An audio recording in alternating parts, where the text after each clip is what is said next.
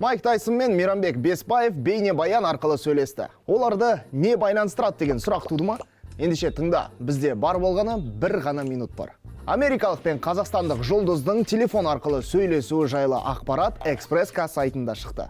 Тілдесудің басты тақырыбы кептер. Былғары қолғап шеберімен сөйлесіп жатқан бейнесін Мейрамбек өзінің Инстаграм парақшасына жүктеді. Кезінде Майк Тайсон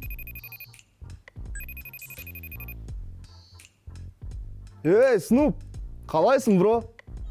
Чо там қосылып кептер асырамадық па?» Ештеңе түсінбедім. Неме дедің жа?